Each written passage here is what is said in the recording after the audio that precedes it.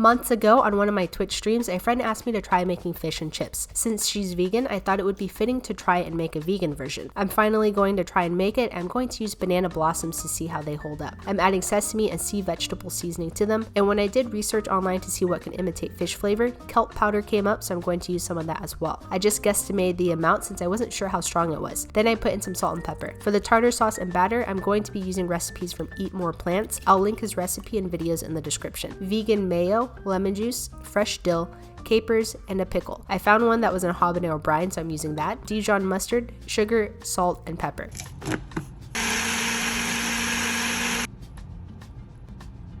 For the batter, pastry flour, beer, and Old Bay seasoning. And then for the chips, I peeled and cut a potato into thick slices. I'm still really not a fan of frying foods. If you've seen my bacon hot dog video, I struggled to fry those bad boys. Someone had even asked, who taught you how to fry food? And the answer is no one. I rarely have any experience, but this will be fun. Everything is fine. I heated up canola oil, and I don't even know if you can use this type of thermometer on oil, but here we go. I got it to 360 degrees Fahrenheit, and then something hit me. How in the world are the banana blossoms going to stick together in the batter? So I improvised and used the flatter pieces to wrap around the thicker ones. And yes, that's my camera falling, but it's all good. Everything is fine, remember? It's a good thing the batter was thick because it helped hold everything together. Then I put it in the oil, and while looking at my hand, I was thinking of my niece.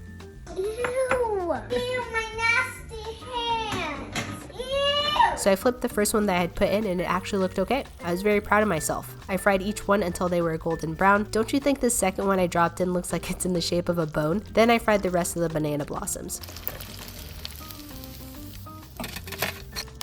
Once I took everything out, I brought the oil tip back up to fry the chips. I dropped them in and stirred it a little so they wouldn't stick together. I took them out, and when I thought they were done, I added salt, parsley, and paprika. Then I plated everything and put the best looking pieces on top. And then it was time to try it. Oh wait.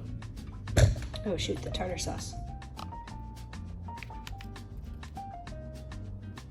So the chips were a bit soggy. I'm guessing it's either because the oil wasn't hot enough or I didn't cook them long enough, but either way, they still turned out okay. And then I took a bite of the fried banana blossom. It didn't taste like fish, but it still had good flavor. I could really just taste the salt and pepper since the banana blossom was neutral, so next time I'll have to add more kelp powder. And I was afraid the texture was going to be mushy, but it actually held together quite well. And the fried batter was amazing, so thank you Eat More Plants for that recipe. I'll be using it on other stuff. And shout out to Flavia. Thanks for being my friend and suggesting that I try this.